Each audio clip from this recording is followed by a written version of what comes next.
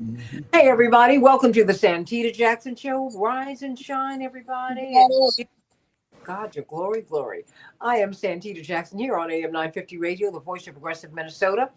Let's talk about mass deportations. Have you thought out yet? Is it zero?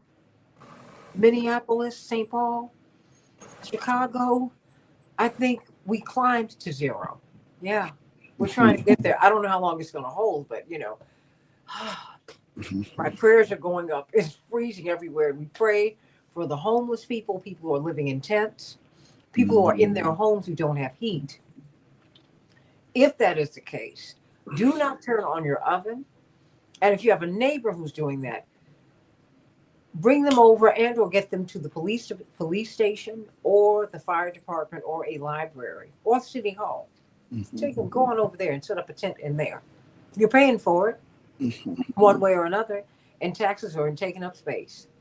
But have to um, people should not have to live in squalor and freeze to death. That's just shameful. Shameful. It is colder in Chicago right now than it is in Antarctica. They closed the public schools in Chicago today, in advance of today, and it did not disappoint in Minneapolis, St. Paul, and in Chicago. And this polar vortex is real, everybody. So please take care of yourselves. Which brings us to mass deportations. We saw President Trump come into office, signing executive orders, right and left, left and right. I have whiplash. I couldn't even keep up with them all. The one that he did not miss was immigration reform, which will point us toward mass deportations. What will that mean? You have a lot of people who've left the country already voluntarily. You have a lot of people who are frightened to death. My brother, Congressman Jonathan Jackson, who had been a college professor, that was one of the things that he did, and he loved doing it. He's a real estate developer, but he did that because he was asked to, and that became the love of his life, teaching. And he noticed I saw him on television early this morning, and it broke my heart, the story that he shared, but it reminded me of the story that he told me some years ago when he was teaching. He said, one of my students really, the student is very, very bright. And I just asked them, they were looking down. Are you okay? They said, my father doesn't have his papers. He's undocumented. And he's so scared that he tried to kill himself last night. That's very real, everybody. No one should live with this kind of fear. Elon Musk overstayed his H-1B visa. Donald Trump's first three children were born to a woman who was not a citizen. Ivana didn't become a citizen until 1988, after her three children had been born. Our own First Lady is a dual citizen, as is his son.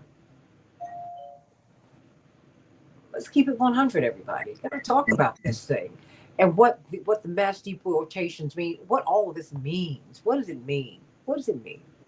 You can follow me on Blue Sky at santitajackson.bsky.social or at santitaj on X. Yes, I am still there. And the Santita Jackson and Friends page, everybody. Please, that is the only page where I can accept friendships. I'm sharing it with Reverend Jesse Jackson, too.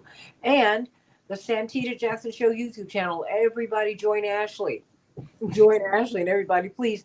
I need you to help my algorithm out. Thumbs up, thumbs up, thumbs up, and continue to like and share, like and share, like and share.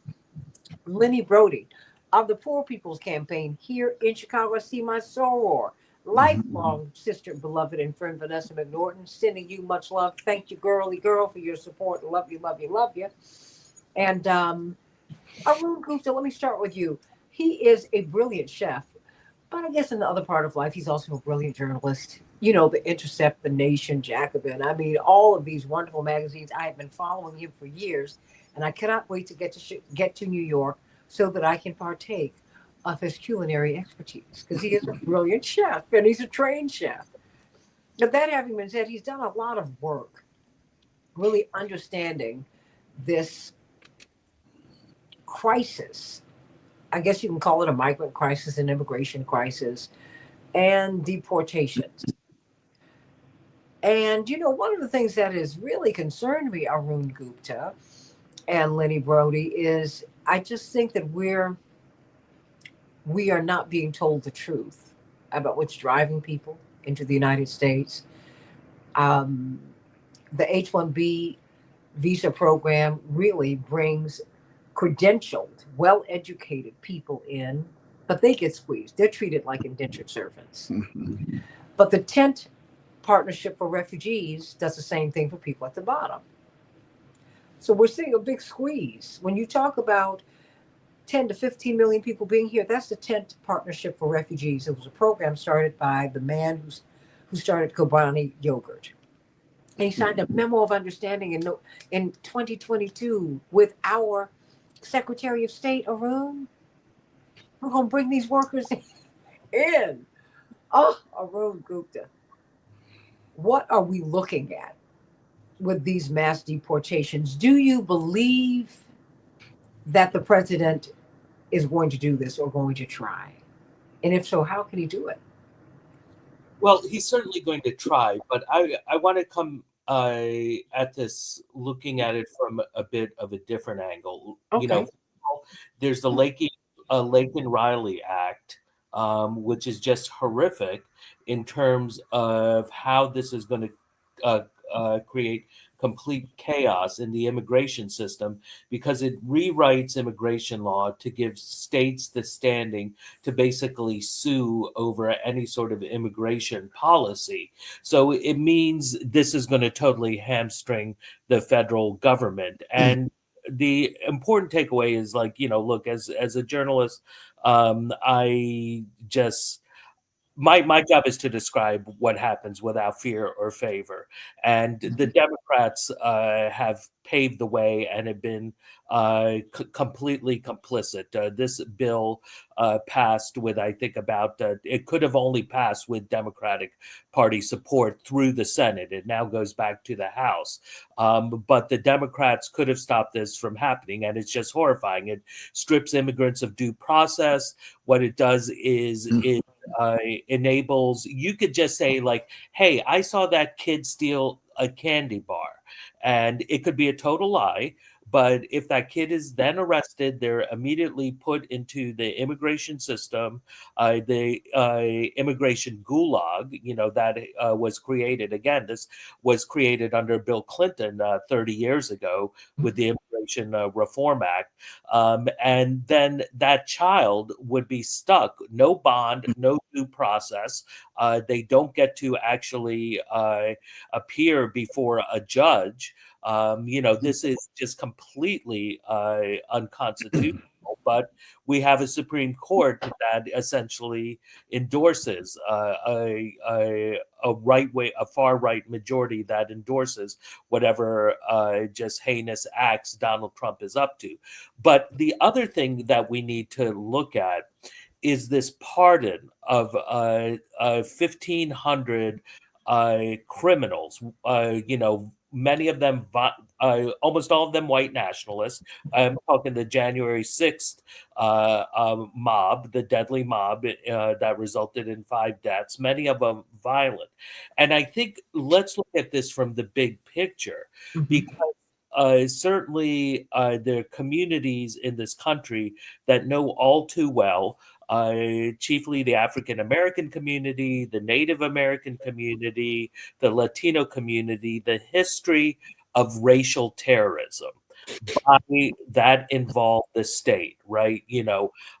As racial terrorism as kind of this state and vigilante policy explodes in the wake of the Civil War. Now, it was kept in check by Reconstruction, but when the Union essentially made this dirty deal with the South in 1877, the end of Reconstruction, then you have the Klan racial terrorism and Jim Crow start to come into full force.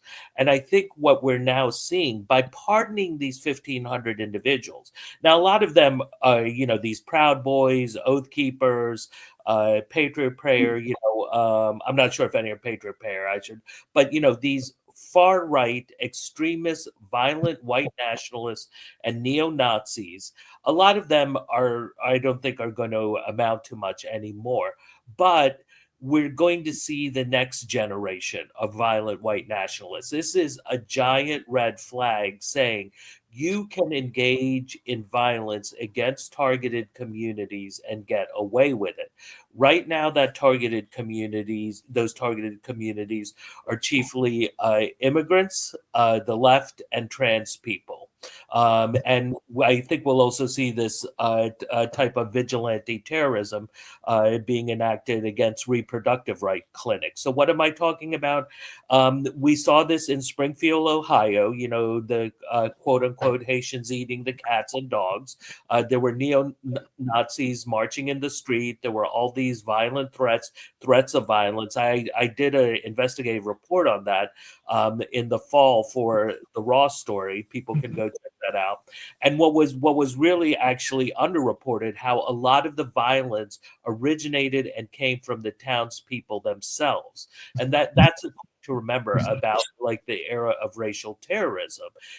Things like the Tulsa massacre, right? This was just a complete frenzy of white racist violence. It's basically a pogrom. We see this in many other cities: Nashville, Elaine, Arkansas.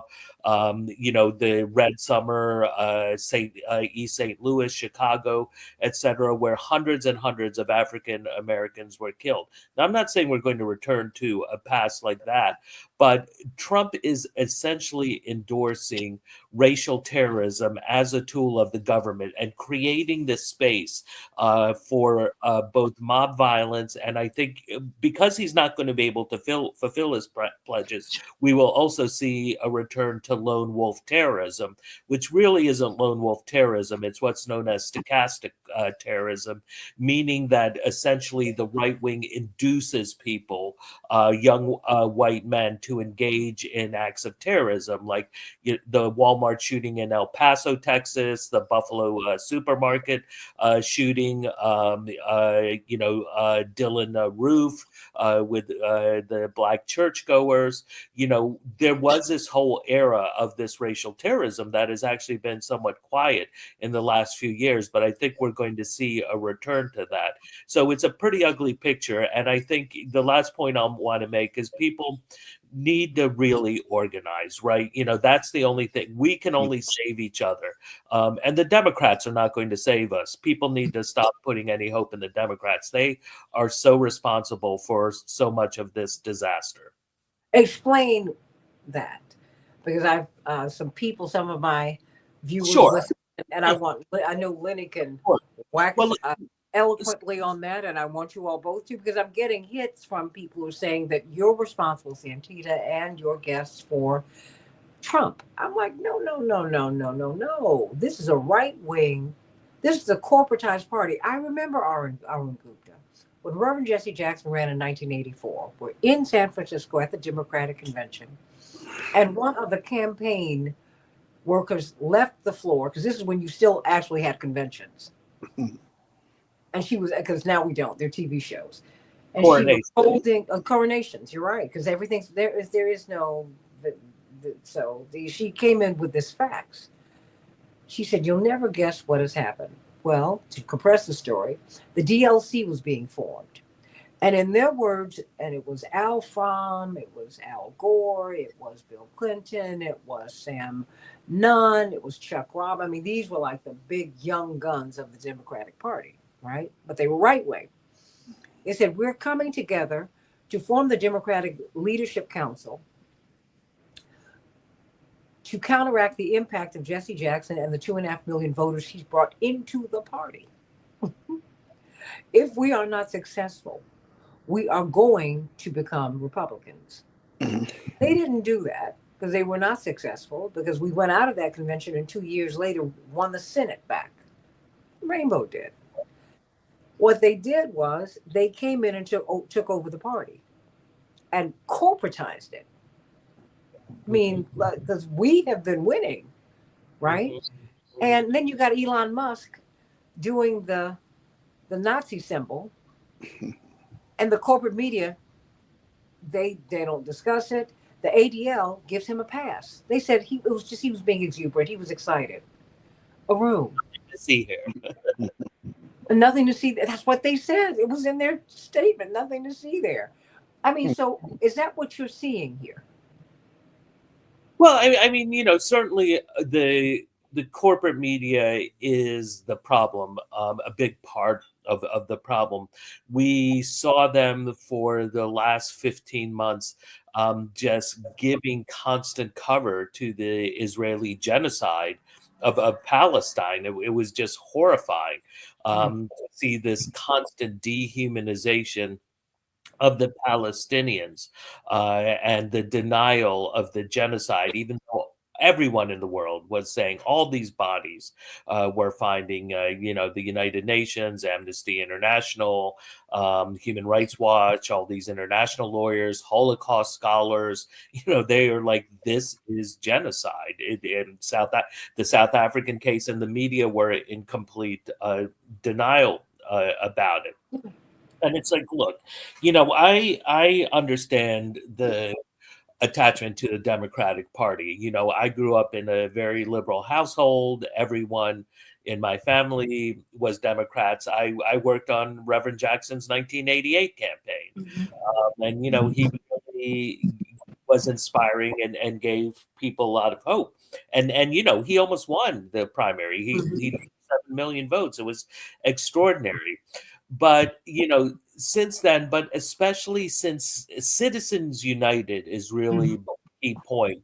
And unfortunately, we saw Kamala Harris, campaigning with all these billionaire celebrities. And it was out in the open. The New York Times had a big piece during the campaign about how she dials back like these economic populism to please her Wall Street backers. The Democratic Party is just another party of the ruling class. And it's just like one group of billionaires who may be a little more progressive, on social issues, are not going to save us from the Nazi saluting Elon Musk billionaires. But essentially, since Bill Clinton, the strategy of the Democratic Party, and this extends to Bill Clinton, unfortunately, Barack Obama, Mhm. Biden, and then Kamala Harris's campaign, is to capitulate and surrender to the right wing. It's we've had this going on for 32 years now. That essentially the argument is we need to outflank the Republicans on the right. So, Bill Clinton was going to be tough on crime. He ended welfare. But what they refuse to get, and I think this is a feature, not a bug, is that the Republicans will just go further to the right. Right. They'll just get more and more extreme. And so with Biden, and, we don't really have time to go into just, and it's not ultimately super interesting, all the specifics in terms of federal immigration policy, but they completely botched it for the last 4 years. They could have instead shifted funding and open like shelters. They could have moved to give immigrants work visas right away. There were all these things they could have done that would have prevented this chaos. And just what is really just extraordinary, it's some sort of Greek tragedy, right? Because in terms of overall GDP, the American economy is doing amazingly well compared to all other industrialized economies in the world. Now, of course, the problem is we have extraordinary income and wealth inequality, maldistribution of wealth. So that the median income, half people make below this and half people make above this, for workers is $37,000. Meanwhile, you have this guy giving Nazi salutes who is worth almost $500 billion. And when you see the picture of Jeff Bezos and Mark Zuckerberg and Sundar Pichai and all these oligarchs. Just between these handful of oligarchs, they're worth over $1 trillion. The mask is really off, but the problem is the Democrats think that they just need to keep capitulating to the right wing, right? So Obama became the war president. At one point, he was illegally bombing 7 brown and black Muslim majority countries in 2011 and 2012. He had a mandate to reform immigration, and he failed to. He said, "We are going to codify." He got up there and said, "We're going to codify Roe v. Wade," and he failed to. And again, what we really see, and I know to some people it may come across as a slogan, but sometimes slogans are an accurate reflection of reality. The Democrats are the party of war and Wall Street. Biden lifted mountains to send hundreds of billions of dollars to this failing war in Ukraine, and he did everything he could to enable the genocide in Palestine. And now we see the farce where it's Trump who may be ending the genocide. It's a huge if. Trump is untrustworthy. He already said yesterday he doesn't think the ceasefire is going to hold. But he's not doing it out of any kindness for the Palestinians. He's doing it because he wants this grand bargain between the US, Saudi Arabia, Egypt, Turkey, Israel, and other Middle East states. So it can unleash this huge building boom that will line the pockets of his cronies, his families, and himself. That you'll see all these Trump properties across the Middle East. And so, but the problem is the Democrats they are one leg in this just machine of death marching us all towards doom, except these oligarchs. You know, Santita, I think the situation is pretty serious, and I think we have to look at history and compare what happened in history to what's going on today. And in Germany in the 20s, the Social Democrats controlled the government for a number of years and didn't solve the problems of the German workers. Today, we had the Democratic Party controlling the government for different periods of times and never really solved the problems confronting working class people. And the result of that is people turning towards authoritarians and fascists. And I think that's the reason. And what you were saying about the Democratic Party, the failings of the Democratic Party are why half the country is turning towards Trump and the Republicans. Mhm. And I think the situation is even more serious than that. If you look at the 20s and the 30s, there are different forms of government. Our form of government is a democracy, but a democracy controlled by the billionaires. But an authoritarian government is different than that kind of democracy. And I think what we have to look at is the moves on the part of powerful people to begin eliminating democratic institutions and establishing authoritarian forms of government. And I don't think, Steve Bannon made a very interesting comment. He said that Trump was a moderate in the MAGA movement. And I think we have to start studying what's going on. J.D. Vance, Peter Thiel, his think tanks, the wealthy billionaires behind J.D. Vance, they are the people to watch, Yeah. because if they start stripping away the democratic institutions, there's going to be a change in the government, and all of these things that Trump is talking about will be very easily implemented. And now I think that revolutionaries and people who are interested in the welfare of our people need to seriously consider what's going on and what needs to be done. And I agree with what Arun said. The key thing is organization. See, and what we're doing, we've been organizing in Chicago As soon as Trump got elected, we called a large meeting. 500 people showed up at this high Mhm. school in the north side of Chicago. We've been organizing on the northwest side, you know, well, we've been organizing for over 10 years, but Yeah. especially since the elections, we've been holding meetings.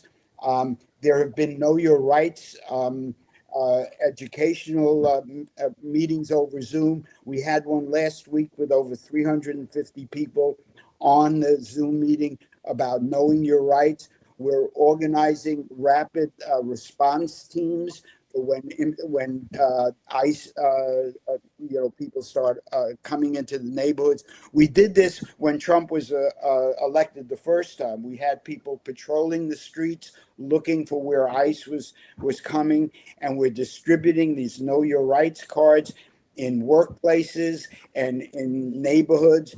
And so I think the key thing is to, on the one hand, understand the actual dynamics that are going on within the government, not just all the bad policies and not let Trump confuse people, but what is actually happening and how are they restructuring the government in an authoritarian fashion, not just to carry out bad policies, but to set up a different form of government.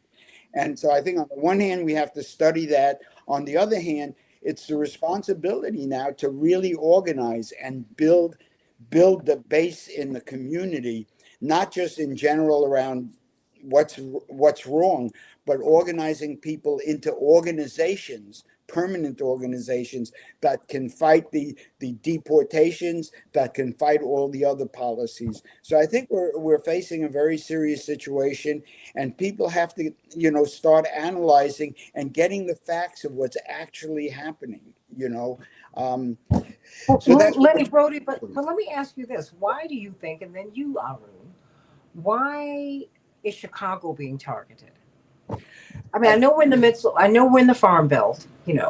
Chicago really is an anomaly in this part of the country. For those of you who are uninitiated, who not be from the United States, the Midwest, the plains, we don't have mountains really. By and large, here it's you farm here, and you leave Chicago. Chicago is an urban oasis in the midst of fields. Everybody, the south of Chicago leads into corn stalks. They play country and western music. I'm not stereotyping. It's just there's a culture. Mhm. I mean, I'm not mad at it. My family's from that. We're from the south. I get it. So I'm trying to. Yeah, I mean, I do. I mean, I really do understand it, and all that comes with that. Why Chicago? The history Not of New class York. the history of class struggle in the United States has always been centered in Chicago. Chicago is the industrial center of the country for many years. It has a history. Electorally, it has a history of Harold Washington being elected, the Rainbow Coalition that elected Harold and that supported your father in his elections. There's a whole history of class struggle, electoral struggle that is centered in Chicago. In addition to that, Chicago geographically is very important. It's near the this all these Great Lakes. It doesn't have the fires and the earthquakes of the West Coast. It's a real center, and it has to be destroyed. The ruling class has to attack Chicago because of its history of class struggle, its history in the electoral arena, and what's going on currently. Our mayor said that he's going to stand with the people who are, ICE is going to attack, and And our governor said yeah, that. and the Lady Brody governor, said the that too. governor is a little more wishy-washy, but the mayor, I think, will stand. And they said, Trump's people have said if our mayor stands with those people, they will take care of him. The battle that's shaping up in the country is really centered in the Midwest because of its history and the current level of struggle. I think the level of struggle going on in some of the other cities is beginning to develop. But we for 10 years now, we've elected people at every level, at the city council, the state legislature, both the House of Representatives and the Senate in Illinois. And now we have Delia Ramirez as our congresswoman. Now people talk about some of the other squad people. She is the most radical person in Congress today. She gave a speech a couple of weeks ago celebrating the Illinois Poor People's Campaign and mentioning the leaders of that campaign. There's a lot of very important struggle going on here, and that history is pushing the government is going to have to move towards Chicago, and they're not doing it, because of the lies about all the violence and all of that stuff. They're doing it because of the history of the class struggle and the level of the class struggle in Chicago and the organization in Chicago. Well, and our mayor is in political peril. Right. Because he has stood, and he's been unstinting in his support of the migrants. And it has angered many in the Black community, his base, because Black people still waiting on our 40 acres and a mule. Mm-hmm. Mm-hmm. And I've said to many of my brothers and sisters, and everybody's my brother, everybody's my sister, children of the same God, everybody. That having been said, I said it's a false choice. We have more open vacant units of housing than we have homeless people in the United States. There's no reason for anyone to be unhoused or to be homeless in America. We have food that we throw away. They were throwing away food during the pandemic because they didn't have enough people to pick the food. So what are we doing here?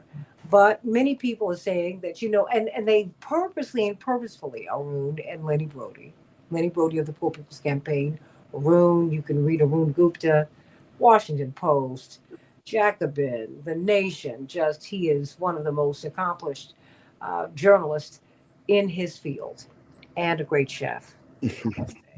Well, I love that. I love food. And, and when I think of food and I think of all these hungry people in the country and in the world, it's just heartbreaking. I'm just wondering, I'm seeing they're continuing Arun to keep the 99% fighting each other.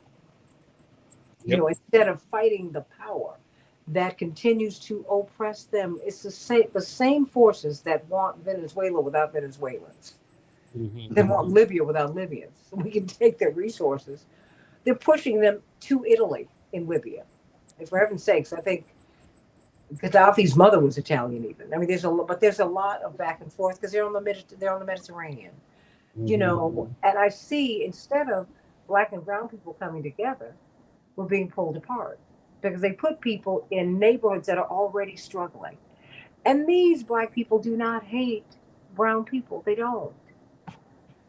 They're just saying that, we have schools that they're not collapsing. They've been collapsed. They've been under-resourced. We have food deserts. We don't even have grocery stores where we are. Or the grocery stores that we have are found profoundly wanting. And then you put people who already have no place to be, and now many of them now are being sex trafficked because they're trying to eat. I mean, it's they have dehumanized these folks and everybody else. The people who are indigenous to the United States and the people who are indigenous to the Americas. What do we do, Arun? Well, I think, look, I mean, anyone who says that, I think anyone, who's in the Black community who supports these immigration, ethnic cleansing, let's not even call it, that's what this really is. It's pretty simple. It's just like, who do you think they're coming for next? Okay. It's just like, you think white nationalists are your friend, just because he wants to deregulate crypto.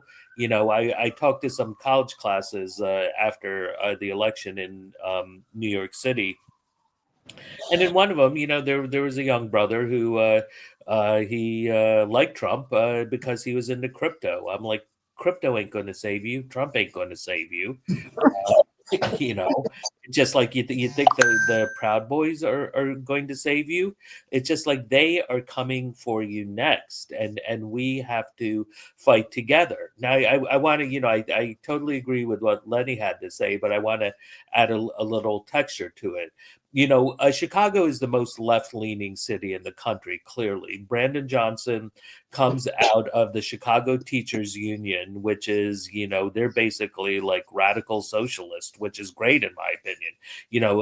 When I was in Chicago over the summer for the Democratic National Convention, I got to meet one of the wonderful wonderful alderwomen, who, it's just like, and I was talking to them, and they told me there's something like four socialists in the city council, and that's great, and so Chicago is this hotbed of radicalism. But this is kind of a historic thing of the kind of the reactionaries, and you see this all over the world, from the countryside hating the cities, right? Because cities are places of diversity, of ideas, of dynamism.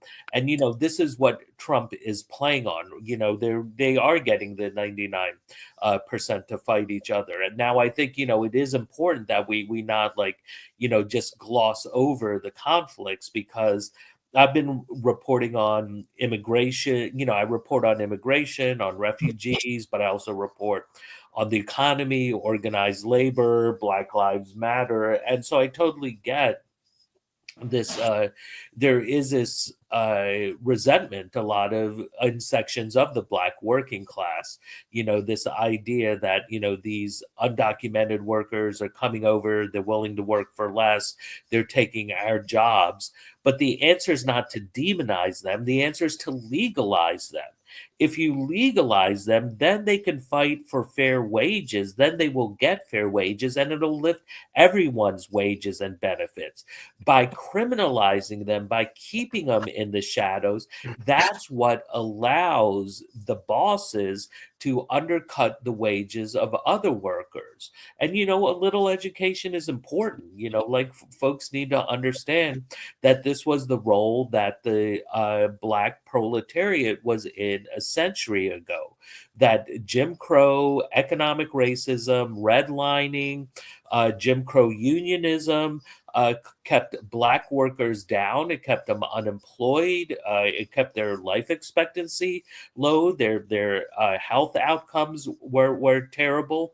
And the white bosses, the Fords, the Carnegies, they would use the underemployed Black workers as strike breakers against the white unions. And the problem was, a lot of the white unions were racist. And that's why the communists and like the anarchists, like the Wobblies, were like, we need one big union regardless of race, regardless of gender, regardless of nationality. We have to organize across racial lines, and we have to make it real. We have to think hard. Yeah, we need organization, but it's what type of organization do we need? I myself, I'm a vanguardist. I'm not fond of a anarchist organization like I saw with Occupy Wall Street. That just turned into such a mess. You need leadership. You need strategic, visionary, dynamic leadership who can lead the movement. Now, they do need to be accountable to the base. They need to be transparent. But we need to build those type of organizations that can really fight, and we need to get creative. I mean, I think now is a time that we need to be talking about, like, okay, you don't like immigrants, we'll have an immigrants general strike on May 1st. No work, day without a Mexican. That's struck fear into the heart of the ruling class in 2006. It's time to do it again. Well, it's like that movie. It wasn't a movie, it was a play. And I saw it on PBS when I was a little girl. I don't know if anyone heard of A Day of Absence. Mm-hmm. It was set in a southern town, 20s, 30s. And of course, the prevailing social order was, predicated upon the post-slavery era of Jim Crow. And White people woke up one morning and all the black people were gone. Mhm. Mhm. And I think, all working people, I think you're right, on May 1st, they just need to be gone. All Mhm. of the essential workers who we needed during COVID, who had to work without PPEs, and who got the lowest pay, but they had to go to work because we couldn't make it without them. I mean, Mhm. something has got to give, We're- because you have so many people. I mean, Lenny. I mean, we're both living here in Chicago, but you live in New York, Arun. We're we're living with people, mhm. and they are scared to death. I was reminded when I saw my brother this morning that he had a student whose father tried to kill himself Mhm. because he was so frightened and he didn't want to be a burden to his children. You, I think it's really interesting what happened in Chicago with our mayor. Just to talk about the importance of unity. Brandon, when he became mayor, he appointed my alderperson, Carlos Rosa, as his floor leader. Very, very powerful duo, a black mayor and a Latino floor leader.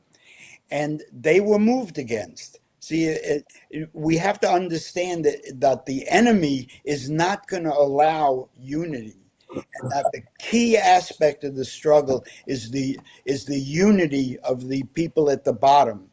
And they were able to get to force Brandon to ask Carlos to leave as floor leader. Now, because we are organized on the Northwest side, and Carlos has the United Neighbors of the 35th Ward behind him, we continue to talk about the importance of unity and not allow the Latino community to be turned against the black community because Brandon couldn't allow Carlos to remain as floor leader.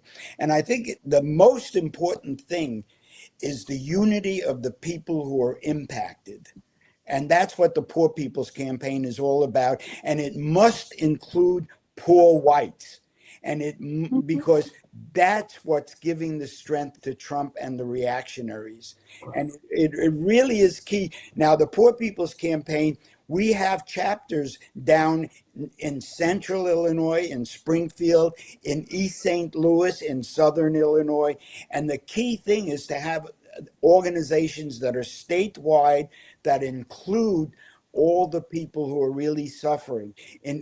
In East St. Louis, down there are poor black communities and poor white communities next to each other. And it's the Poor People's Campaign that can allow for the organized unity of those people. And I really agree with what you said, Arun, about the type of organization that's needed. We need mass organizations of the people who are really impacted. And we also need people who understand the political situation and could provide the political education for the class struggle that's unfolding. And it was really, a lot of people were pissed off when Carlos was removed as floor leader. But the education we did about who the enemy is and what the conditions are, Brandon is in a very, very difficult Absolutely. position. He's being attacked by the left and the right. Hmm. And it's people who are politically clear have to educate the activists and Hmm. also just regular people about what the situation is, why we need the unity of the people at the bottom, and not worry about the liberals and the people who are well off. I mean, we'll need them, but the key thing is the unity of the people at the bottom. Well, And I think several things. First of all, he's a decent guy, a yeah, very decent man, yeah, and become we should not be in a place where decent people get run out of office. right. Someone who's trying to treat people humanely. I think we can go back to the original People's Campaign, Poor Mhm. People's Campaign, where Dr. King was leading Cesar Chavez, Dolores Huerta, and everyone, because my father was part of the ground crew. He was a staffer. He was head of Operation Breadbasket here in Chicago. They and Reverend James Bevel were Reverend James. Reverend my father was part of the James Bevel faction of SELC. Everybody had a faction, and because James Bevel was such a radical. He appealed to the young people. My mother was 19 when, and my father was 22 when they started working for Dr. King, and he was in graduate school. They ended up, instead of letting the movement be blown apart by Dr. King's murder, and it was so devastating for everybody. Um, the point was to get to Washington and have to have a open a tent city on the mall until legislation was passed that would eradicate poverty. I think we got to move in that direction because that's where that was the rainbow. Because the Hmm. Rainbow Coalition then gave birth to the Black Panthers, who founded their rainbow on April 4th, 1969, in honor of Dr. King. Because this was always, even SCLC's motto, their mission statement is to save the soul of America, not Black people, not Black souls, not white souls, not brown, not yellow, not red, not Indian people, not Asian people. No, the soul. It's that we are sick. And I mean, and we're seeing it. You have someone who stood in at a presidential inauguration celebration who did the Nazi salute twice, and you have a corporate media that said nothing. This is where we are, and you have a very decent man who wants to treat the most vulnerable decently, as his Bible has taught him to do, and he's being vilified for it. And they're taking advantage of it because now you have that group of people who are poor who are not going to be helped by this, not going to be helped by anybody. The Democrats and the Republicans ain't trying to save you. They're two wings of the same oligarchical construct. And you all can get upset with me if you want to. That's just the truth. Robert Strauss became chair of the Democratic and Republican parties. These people don't care about parties, Arun and Lenny. They don't care. So my question is, okay, so what's next? Practically speaking, Arun, because they said since the document was leaked, the Trump administration's had to do a rethink on how they're going to do these deportations because they want to bring these people in seasonally. I don't know what it is that they're trying to do. It's horrible. So I mean, so tell me, what's next? I got about 7 or 8 minutes here, but I need you all to help us to chart out a path because this is here. These people have the plans. They have the people. They have the agents gathered up. They've already deployed them. I think they're trying to figure out. It's probably too cold for anybody to move today. Thank God. Okay. I mean, Arun, what do you see? Well, I think they're very serious about the ethnic cleansing that they want to engage in.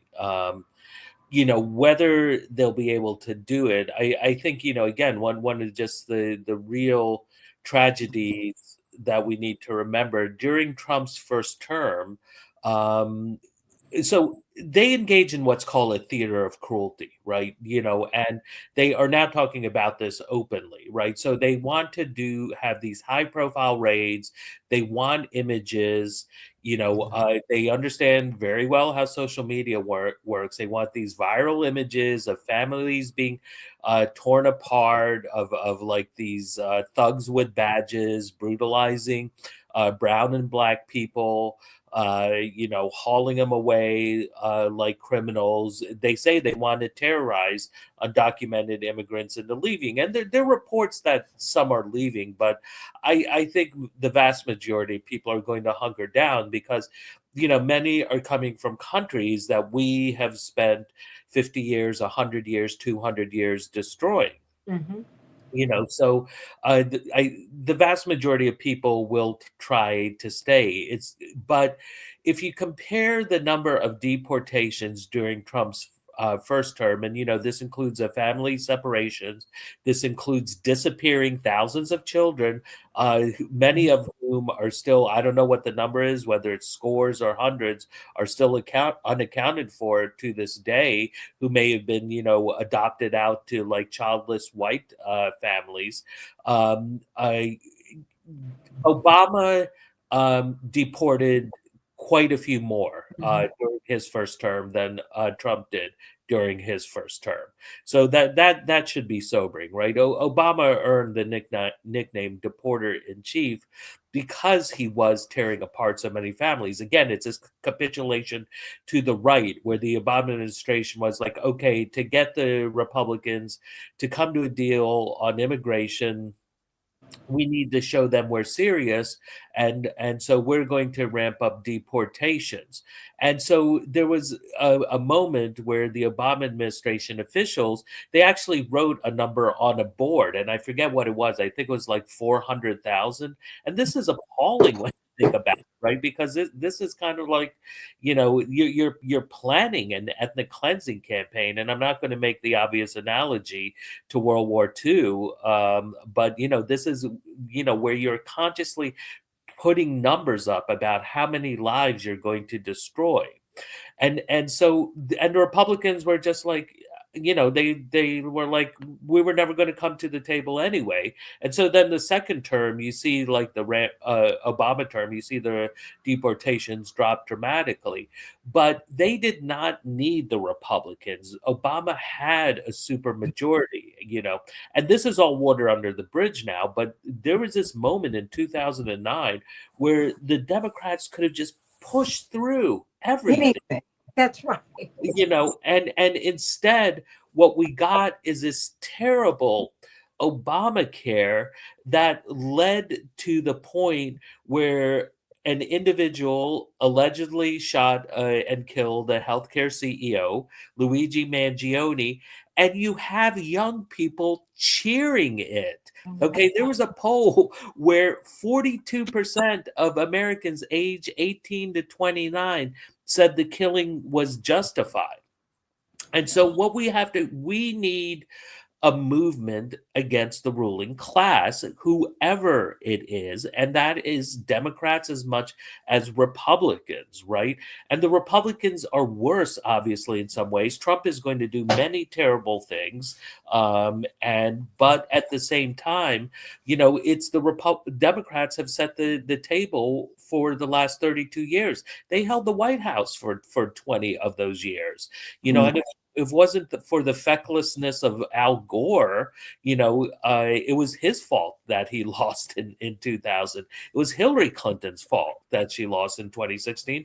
And I'd also say it's Kamala Harris's and Biden's fault that the Democrats lost this time around, because continuing genocide was more important than winning. One quick last point I want to make, and I'm sure Lenny could speak to this on the ground, is that what happened under Biden, and you can say, oh, he's not to blame. It's just like, well, it happened under him, is COVID was this huge experiment in reducing poverty, in reducing childhood poverty. Childhood poverty fell to 5.2%. It was cut in more than half, and it showed that government works. And then under Biden, all these programs were cut.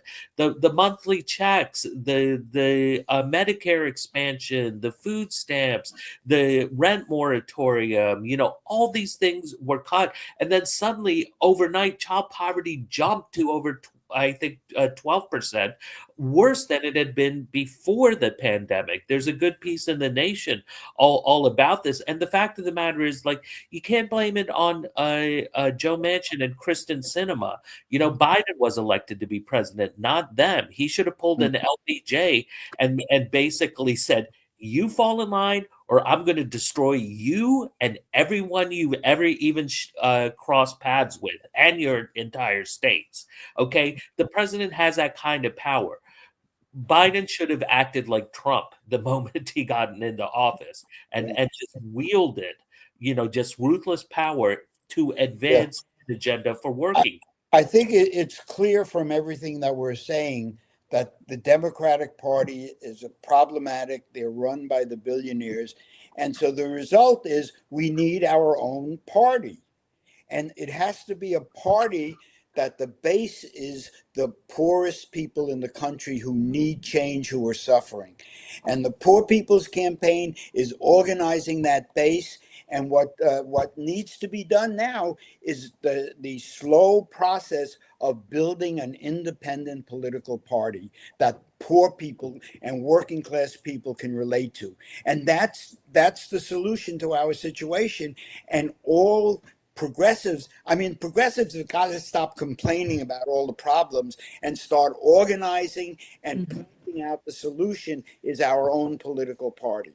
That's And it. I think that's the answer to Well, what we're all saying. get to work, but my father often said, people say, Pharaoh, let my people go. He said, no, but people let Pharaoh go. Right. That, that's the tough part Mm-hmm. because believe me, coming out of these 84 and 88 campaigns, that's where I've been. But people wouldn't let Pharaoh go. Mm-hmm. And he said, you can't get so far ahead of folks as a leader that they can't see you. But I think that was 40 years ago, and then 20. And now, here we are. We have so much of what we thought we wanted. But now there's so much more. Because you see that a black face in a high place or a woman in another place, uh, this is not going to save you. Mm-hmm. I just shudder to think of what Marco Rubio is going to do Mm-hmm. as the Secretary of State. It really is not about color, it's about kind, everybody. While understanding what everybody has been through. Chattel slavery in America that was racialized was a horrible thing. The stealing of the land of indigenous people and their genocide was a horrible thing. And we can keep on going. If you understand what happened to Indians and during colonialism under the British, horrible. We can just keep on going with this. Question is, when are we going to stop it?